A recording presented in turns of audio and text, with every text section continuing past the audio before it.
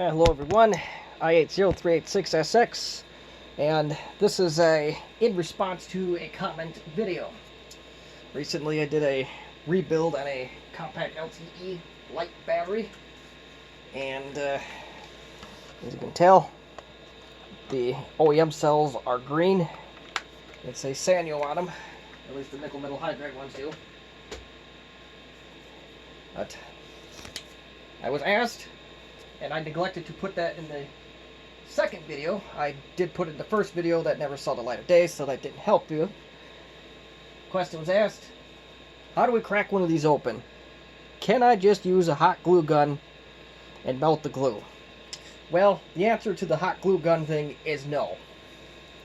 You see, there are 1, 2, hold it right way up, 3, 4, and I think there's one here, so there's 5 clips that are holding that on. So there is a lot of hot glue holding this thing in place, but that's not the only piece of it. I have determined that this battery, I had it on a charger for probably 5-6 hours, and its maximum voltage is 11.5 something. And when I put it in, I don't even know if this computer's going to allow me to even... You know, that one might be taking a charge, I'm not sure.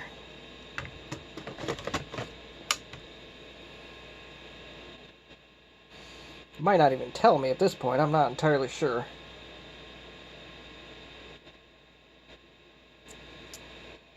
The question marks do usually indicate a non-working battery. Let's see if I can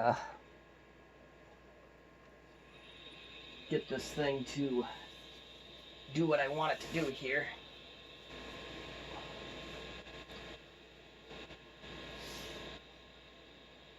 These things just don't like to be swapped around.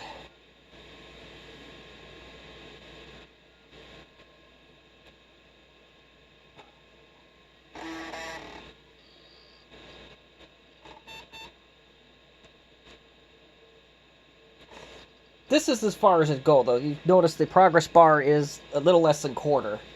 And if I unplug the laptop, I'll maybe get a few minutes of battery life before I get the beep of death and a blinking power light. So I have determined that this battery does need to be replaced, or the cells do need to be replaced. So this is the one I'm going to do my demonstration on. I'll put this other battery back in the off chance that that one still has signs of life.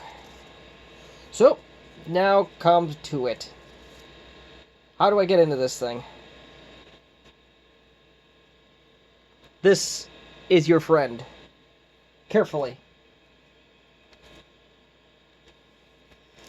Might even need a smaller one. You gotta basically find a crease and work around it.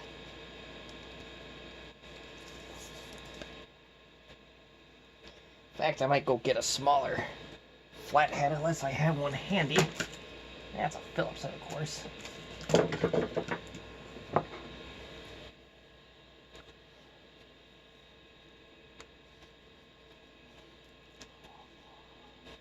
You never want to directly touch these in case there's any power, or if you short them by off chance, you may get zapped. So don't get zapped. Don't die on us. We need all the subscribers we can get on this lousy channel. And this one is very, very brittle. So that's already cracking. And sometimes that just does happen. See, now that I do have a crack in it, you just got to keep working it slowly. If you go too fast, you'll crack your cover. While technically you can use this battery with a cracked cover, I wouldn't recommend it.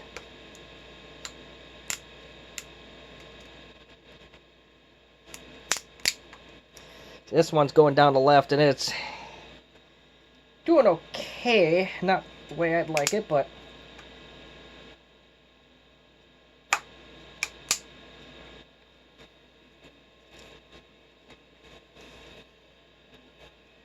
And this you want to be very careful as now you're going across the lead. It did come open. Trying to basically do this with no table.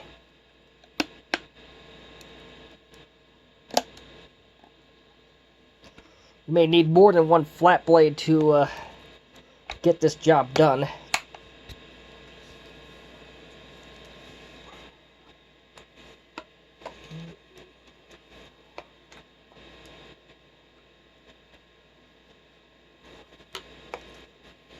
You also want to avoid sticking your screwdriver into the battery if at all possible.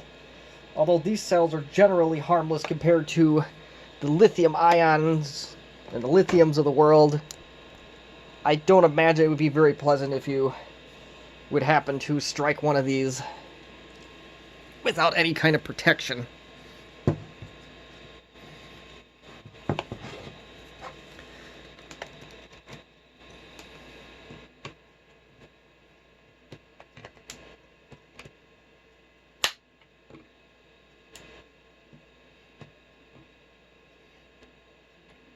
Fortunately for me, the right side of this battery is proving to be a little bit more well put together than the left.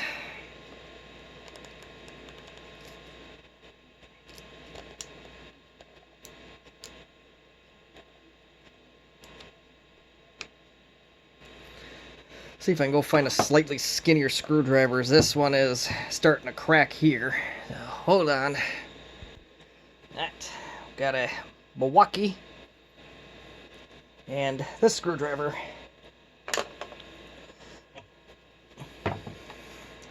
Didn't know that Milwaukee made screwdrivers until right before the pandemic began, but rest assured they are much like their power tools of exceptional quality.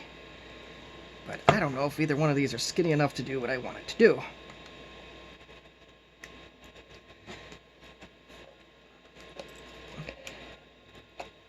Unfortunately, risk takers are going to have to be risk takers, and we're going to have to go do something like this, and just very slowly peel this sucker away.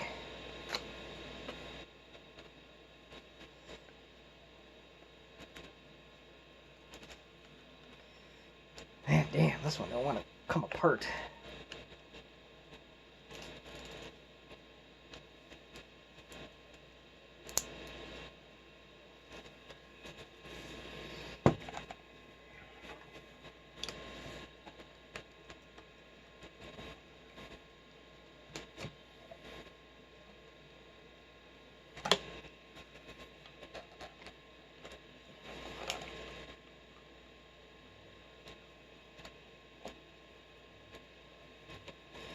This one is proving to be excruciatingly difficult. Whereas now I'm trying to film it, that's probably part of the problem.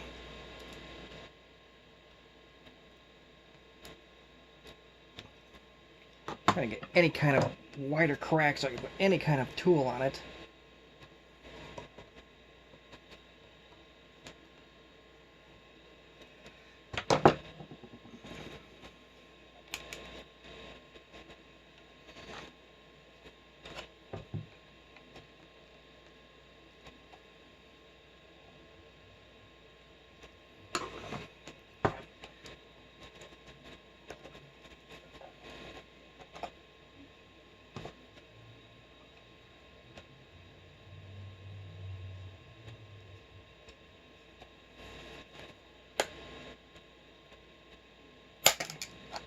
Well, cracked it open, and that's not exactly what I wanted to do, but we'll see if that will get us to the promised land.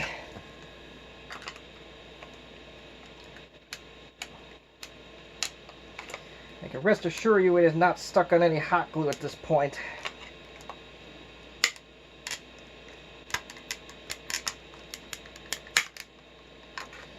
So now we got another snap to go, so we'll just keep working around the best we can.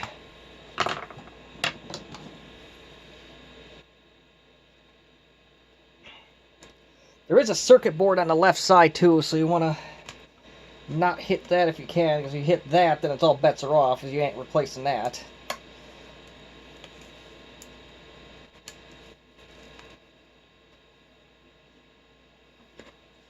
Now we got to get on that right side and figure out how we're going to get beyond the nice crack I made.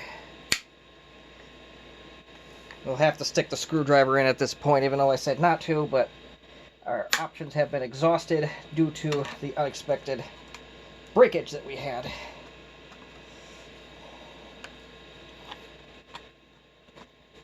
This is a particularly brittle battery pack, and I don't like working on the right side as much because there's a fuse there. If you break that, that's basically the equivalent of breaking that board.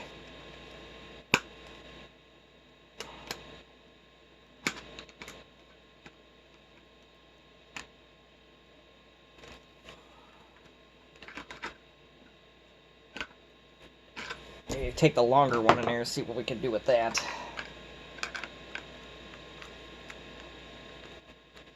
I have it mostly off at this point. It's a matter of getting past the final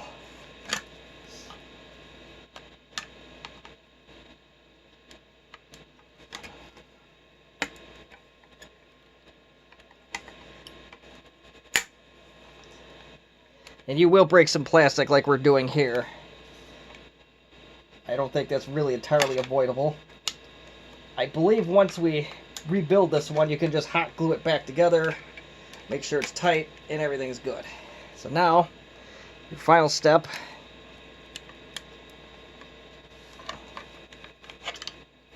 Yeah, maybe not. Maybe we gotta work the corner a little bit further on this one.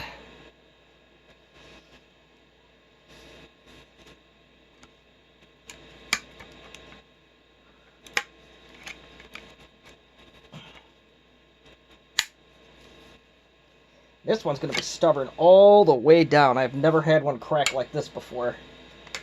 So, results may vary.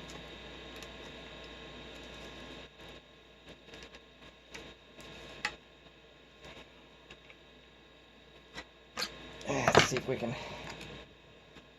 Is it off all the way on either side? No, it's not yet.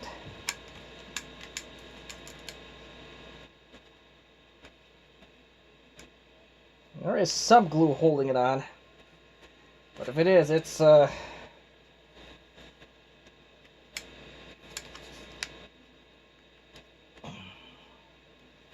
don't know if you can tell, but anything that is glue is pretty much not holding on anymore. This thing is still holding strong, so the theory of hot glue, I think, can be thrown out.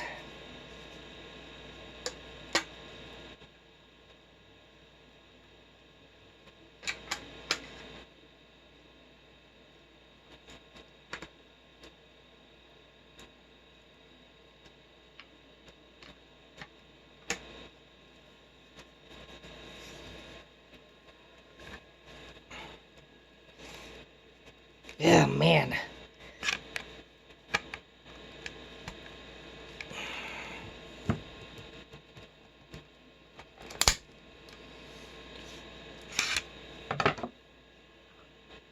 So now, this is going to be a winner, I think, to put back together.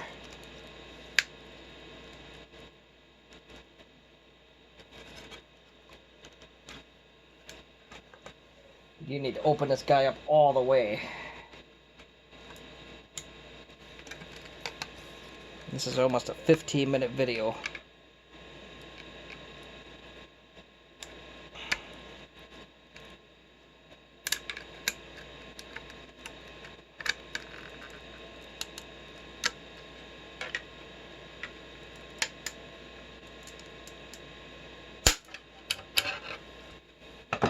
Almost off.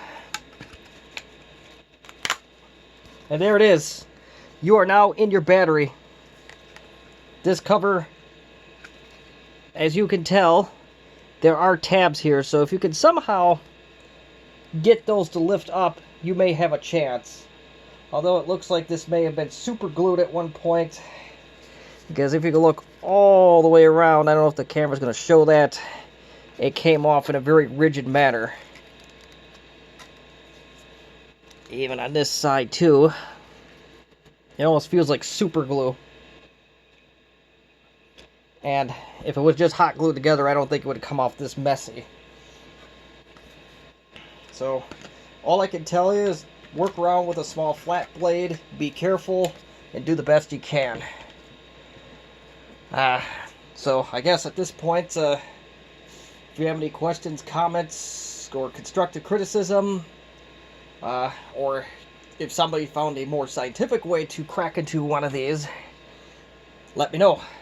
I do believe that the process is pretty much the same across the board for the LTE Lites and later. It won't be 100% the same, but the Elites and the 5000 series. In fact, I have a 5000 battery here.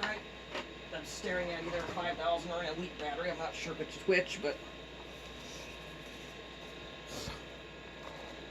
I believe this is for a 5000. I could be dead wrong, but